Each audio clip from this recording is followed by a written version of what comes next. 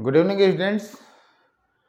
आप सभी लोगों का शौर एकेडमी के प्लेटफॉर्म पे एक बार फिर से स्वागत है और हम लोग इतिहास की श्रृंखला में प्रस्तुत हैं। कल हमने वैदिक साहित्य की चर्चा की थी। आज के क्लास में हम उसी चर्चा को आगे बढ़ाते हुए कुछ अन्य पक्षों पर भी चर्चा करेंगे। तो हमने चर्चा किया था, वेदों की चर्चा कर लिया था और वेद के बाद जो है ब्राह्मण, आरण्यक और उपनिषदों की एक लिस्ट आपको दी थी। एक बार चर्चा की शुरुआत हम वहीं से कहते हैं। ब्राह्मण जो हैं वो वेदों की व्याख्या हैं। प्रत्येक वेद की अपने अपने ब्राह्मण हैं, जो कि यहाँ पे आप देख रहे हैं। ऐतरेय ब्राह्मण कौशितकी ऋग्वेद का है और प्रत्येक वेदों पर जब दार्शनिक चिंतन की प्रक्रिया की शुरुआत हुई तो वो आरण्यक ग्रंथ कहलाए, राइट। ऐतरेय और कौशितकी उसी नाम से है और फिर उसका जब चरम रूप आया तो वो उपनिषदों में अभिव्यक्त हुआ और ऐतरेय और कौशितकी नाम को उपनिषद आपको दिखाई दिया। इसके अतिरिक्त आप इसी तरह से देखेंगे सामवेद में तांड्य और जैमिनी ब्राह्मण हैं। जैमिनी और छांदोग्य नाम के आरण्यक हैं। छांदोग्य और जैमिनी नाम के उपनिषद हैं। यजुर्वेद में शतपथ और तैत्तरीय ब्राह्मण, बृहदारण्यक शतपथ और तैत्तरीय अरण्यक है ये, और बृहदारण्यक कठ, ईशोपनिषद, श्वेताश्वर और मैत्रायणी उपनिषद हैं।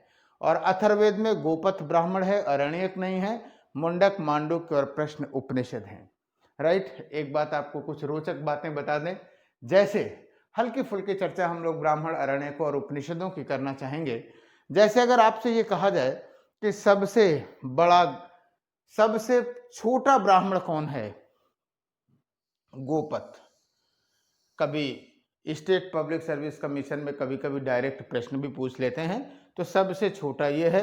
सबसे बड़ा शतपथ, जाहिर सी बात है, जो 100 पथों की चर्चा करेगा, मुक्ति के 100 मार्गों की चर्चा करेगा, बड़ा तो होगा ही। उसी तरह से सबसे बड़ा छोटा उपनिषद अगर आप देखेंगे तो सबसे छोटा उपनिषद है मांडूक्य, राइट। और सबसे बड़ा उपनिषद है बृहदारण्यक, राइट। खैर ये छोटे बड़े की बात हो गई। आइए हल्की फुल्की चर्चा कर लेते हैं ब्राह्मण और उपनिषदों पर। प्रीलिम्स के पॉइंट ऑफ व्यू से सबसे ज्यादा महत्वपूर्ण उपनिषद हैं। हालांकि हमें ब्राह्मणों और अरण्यकों के बारे में भी हल्की फुल्की, ब्राह्मण के बारे में अरण्यक तो कभी पूछता भी नहीं है, लेकिन हमको ब्राह्मणों के बारे में जानना चाहिए। खास करके जब हम लोग आर्थिक, राजनीतिक, सामाजिक और सांस्कृतिक पहलू पढ़ेंगे तो वहाँ इन ब्राह्मणों का उल्लेख करेंगे और वो आपके लिए क्या होगा, वहाँ पे थोड़ा सा ध्यान देने की जरूरत होगी। एक बात और भी जानते रहिए कि ऋग्वेद को छोड़ करके हमने कल भी बताया था, जितने भी आपको वैदिक साहित्य के भाग दिखाई दे रहे हैं ना, वो सारे के सारे भाग किसके हैं, वो उत्तर वैदिक साहित्य के हैं। तो आइए हम लोग चर्चा को आगे बढ़ाते हैं, देखते हैं ब्राह्मणों पे। कुछ ब्राह्मण ग्रंथों की बात बताऊं, जैसे ऐतरेय ब्राह्मण है। ऐतरेय ब्राह्मण में और चाहे ऐतरेय उपनिषद में आपको दोनों में सृष्टि की उत्पत्ति की बात कही जाएगी, राज्य की उत्पत्ति की भी बात यहीं आपको मिलेगा ऐतरेय ब्राह्मण में, राइट। जब हम लोग राजनीतिक परिप्रेक्ष्य की चर्चा करेंगे तो वहां पर विशेष बताएंगे कि राज्य की उत्पत्ति कैसे हुई, वहां पे चर्चा करेंगे।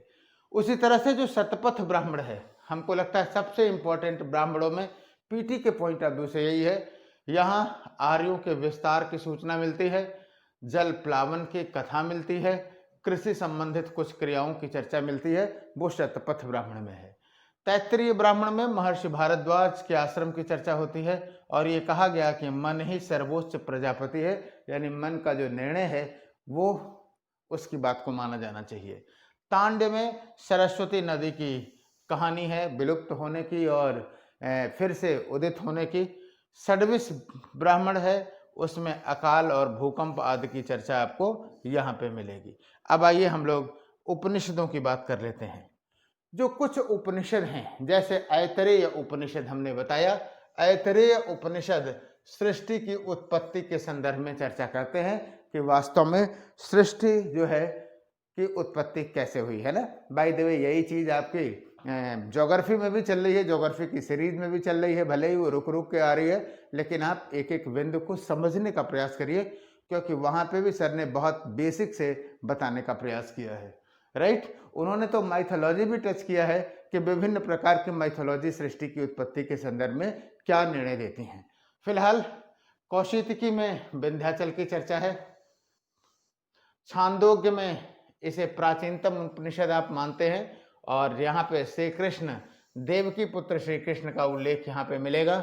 कठोपनिषद में यम नचिकेता संवाद मिलेगा, बहुत ही फेमस है कहानी यम और नचिकेता की, आप लोग बहुत अच्छे से जानते होंगे।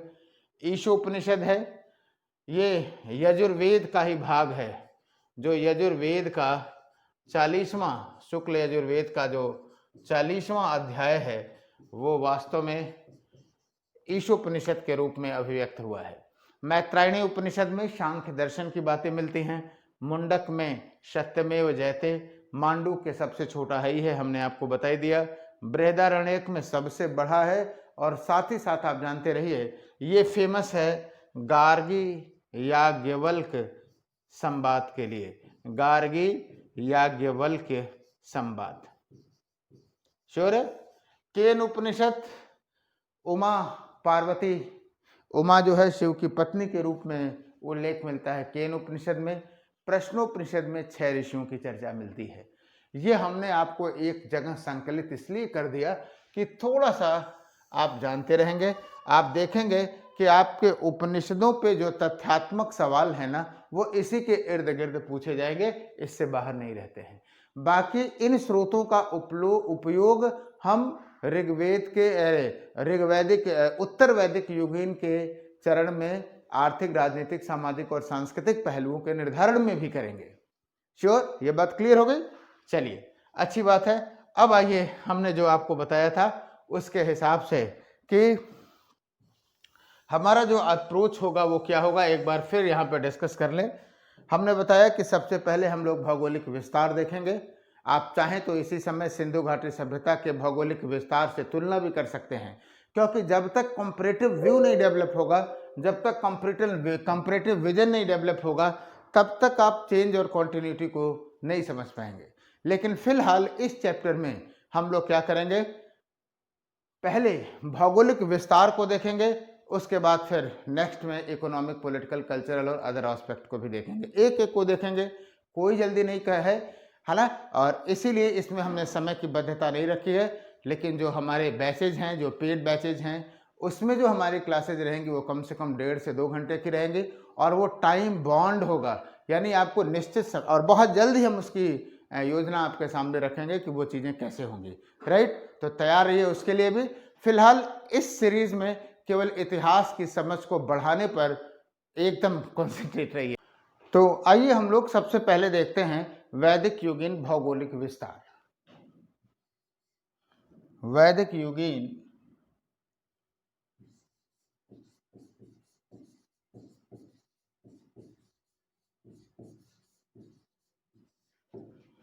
भौगोलिक विस्तार।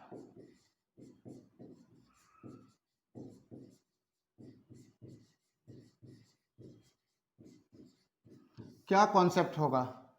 हमारा जो कॉन्सेप्ट होगा वो ये होगा कि हम लोग सबसे पहले देखेंगे कि ऋग्वैदिक युग में किन क्षेत्रों से आर्य लोग परिचित थे, और उत्तर वैदिक युग में उनके ज्ञान में क्या परिवर्तन हुआ, क्या चीजें निरंतर रहीं और किन क्षेत्रों से वो अतिरिक्त परिचित हुए, राइट। ये हमारा पढ़ने का तरीका होगा। इसके अतिरिक्त हम एक सामान्य एजम्पशन ये मान लेते हैं, जैसे ऋग्वैदिक युग है तो उसका तो केवल आधार ऋग्वेद है, तो ऋग्वैदिक साहित्य में जिन नदियों, जिन पर्वत क्षेत्रों का उल्लेख है, हम ये मान सकते हैं कि उससे आर्य परिचित रहे होंगे, और जिन चीजों का अधिक बार उल्लेख है, इसका मतलब है कि वो उससे ज्यादा परिचित रहे होंगे। यह एक अजम्पशन है।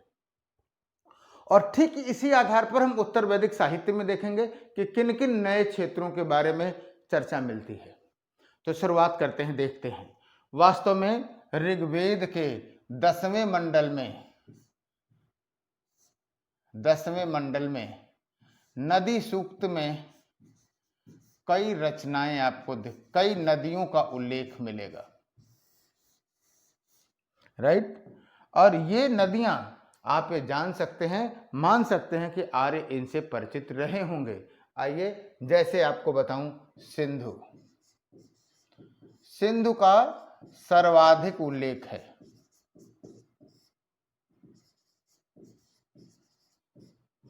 सर्वाधिक उल्लेख है। हिरण्यगर्भा कहा गया,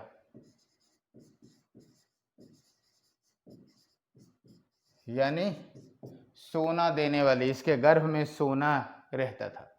जाहिर सी बात है इसका आर्थिक महत्व ज्यादा रहा होगा।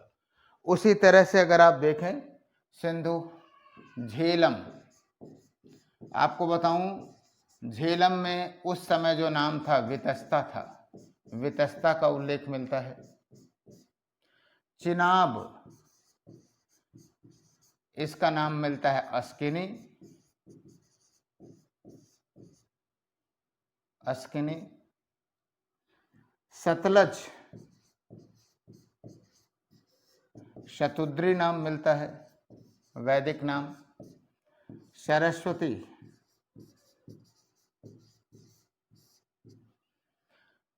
इसको नदीति माँ कहा गया, नदियों की माँ कहा गया। गंगा का उल्लेख है, 3 बार उल्लेख है। एक ही बार है, सॉरी। यमुना 3 बार उल्लेख है इसका।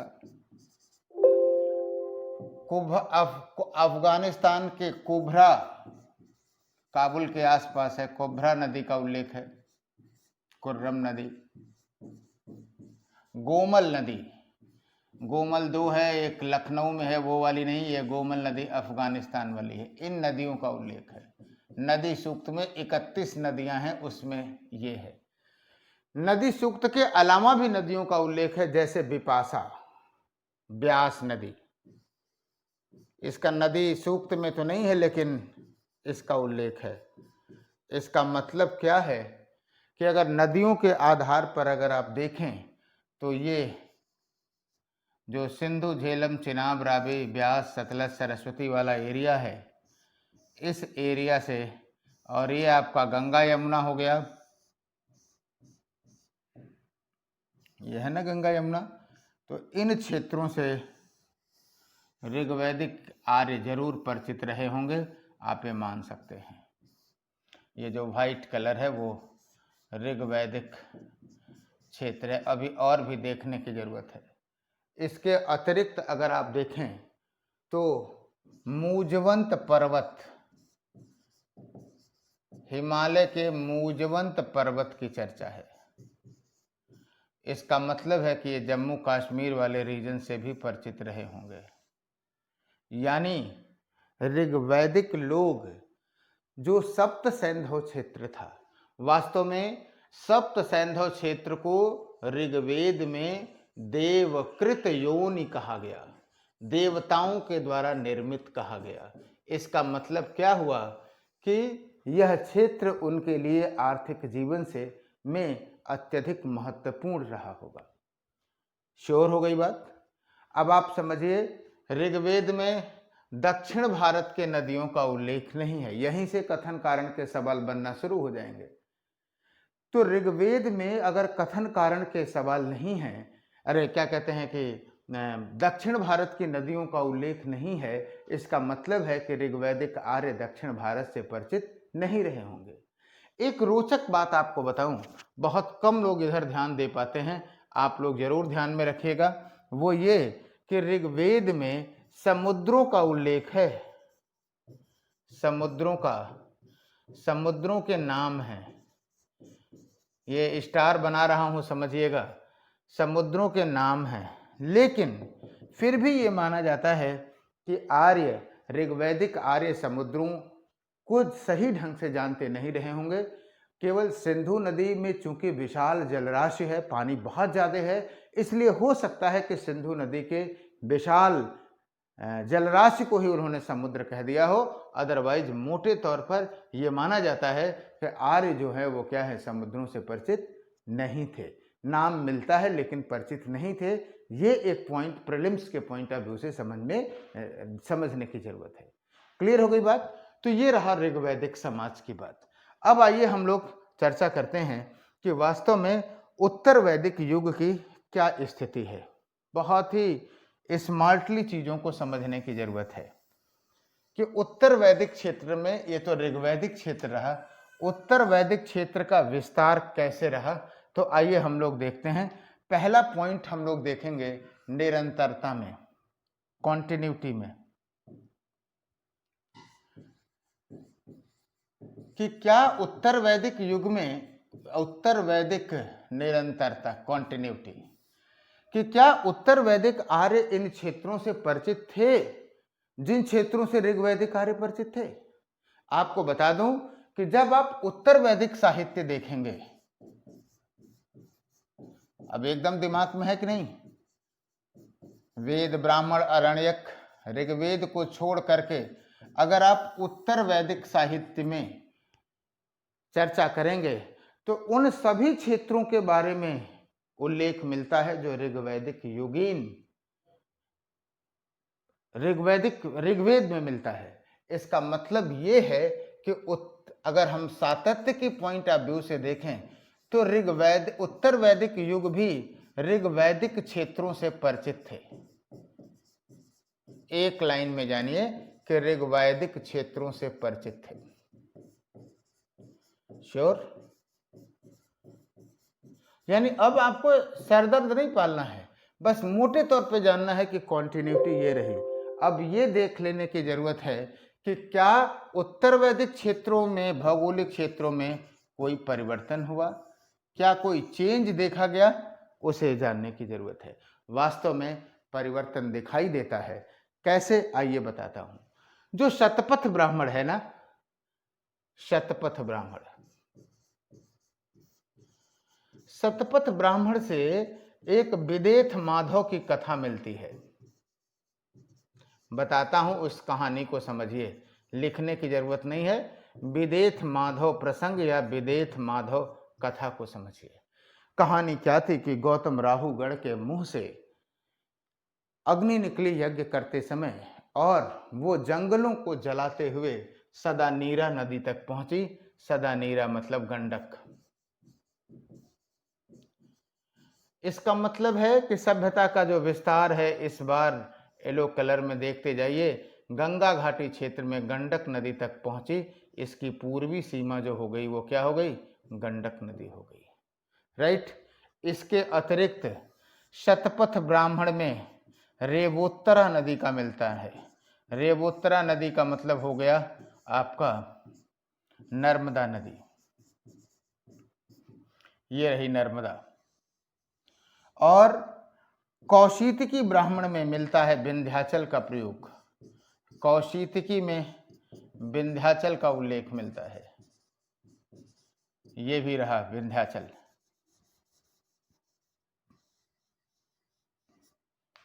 राइट। यानी आप ये कह सकते हैं अभी भी दक्षिण भारत से लोग परिचित नहीं थे। राइट। और दक्षिण भारत से जब परिचित नहीं थे तो इस उत्तर वैदिक युग में भी जो सभ्यता है वो कहां रही, गंगा घाटी क्षेत्र में संकेंद्रित हो गई। क्लियर है? आपको एक बात बताऊं, कहा भी जाता है कि ऋग्वेद की रचना सप्त सिंधु क्षेत्र में हुई। ऋग्वैदिक युगीन सभ्यता का जो क्या कहते हैं, जो केंद्र था वो पंजाब था। 5 नदियां हैं ना। लेकिन उत्तर वैदिक सभ्यता का जो केंद्र है वो कहाँ है, गंगा घाटी का क्षेत्र है। और एक बात बहुत अच्छे ढंग से जानते रहिए कि उत्तर वैदिक युग में ये जो गंगा घाटी का क्षेत्र आया वो आप जानते हैं कि कृषि के दृष्टि से अत्यधिक उपजाऊ था। और यही वो समय है जब लोहे का प्रयोग हुआ। उत्तर वैदिक युग में आप देखेंगे, हमने जो डिवीजन किया था, पहले लेक्चर को जरूर देखिएगा। और मैं बार बार इस बात को कहता हूं कि जो बच्चे चैनल को नया सब्सक्राइब किए हैं वो पहले एपिसोड से लेकर के यहाँ तक जहाँ से हमने एंशिएंट की शुरुआत की है वो लगातार धारावाहिकता में देखें। उनको 2 दिन, 4 दिन, 6 दिन, 8 दिन लग सकता है, लेकिन उसके बाद जो इतिहास की समझ होगी वो निश्चित रूप से स्थायी होगी। और आजकल के जो सवाल पूछे जाते हैं वो रटने पे नहीं, समझ पे आधारित पूछे जाते हैं, राइट। तो उस समझ के लिए जो प्रयास किया गया है उसका आप लोग लाभ उठाएं, राइट। तो हमारे कहने का मतलब ये था कि जो गंगा घाटी का क्षेत्र था इसी समय लोहे का प्रयोग हुआ, और जाहिर सी बात है लोहे के प्रयोग से कृषि की उत्पादकता बढ़ी। और यही जो गंगा घाटी का क्षेत्र है, सामाजिक और सांस्कृतिक परंपराएं जो आगे चल करके भारतीय समाज का क्या बनी, प्रमुख पहचान बनी, वो भी इसी समय डेवलप हुआ। इसीलिए जो इतिहासकार हैं वो ये कहते हैं कि जो भारतीय सामाजिक परंपराएं हैं वो गंगा घाटी के ब्राह्मणों के बच्चे हैं, राइट। एक बात और भी समझनी चाहिए, भारत का जो आर्यीकरण हुआ वो 3 चरणों में हुआ था। पहले चरण में उत्तरी पश्चिमी क्षेत्रों में, दूसरे चरण में गंगा घाटी के क्षेत्र में, और तीसरे चरण में प्रायद्वीपीय भारत में संगम युग में अगस्त्य ऋषि ने किया था। और इसीलिए एक बार सवाल पूछा गया, त्रिस्तरीय आर्यीकरण,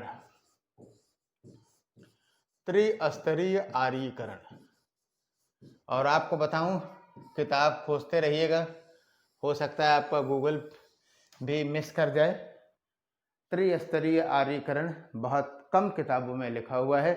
वास्तव में ट्राई लेवल आर्यीकरण का ये दूसरा चरण था जो कि फुल फेस हुआ।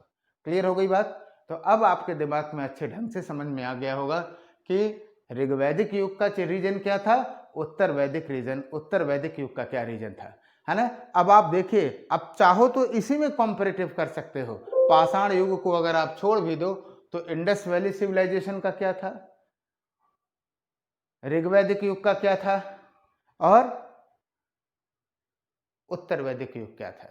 एक कंपैरेटिव व्यू बनाइए, राइट। और बहुत जल्दी जब ये पूरी सीरीज खत्म हो जाएगी तो एक सीरीज शुरू करूंगा, हिस्ट्री थ्रू मैप्स, के इतिहास को मैप के सहारे समझें, राइट। तो कोई जल्दी नहीं, बहुत आराम से धीरे धीरे समझने की जरूरत है। आज की चर्चा को हम लोग यहीं विराम देते हैं और उम्मीद करते हैं कि आपको बहुत अच्छे ढंग से समझ में आया होगा। अगर कोई दिक्कत है, कोई बात है, तो आप लोग, आपके प्रतिक्रियाओं का इंतजार रहेगा। बाकी कल हम लोग मिलते हैं एक नई क्लास में। Okay, thank you.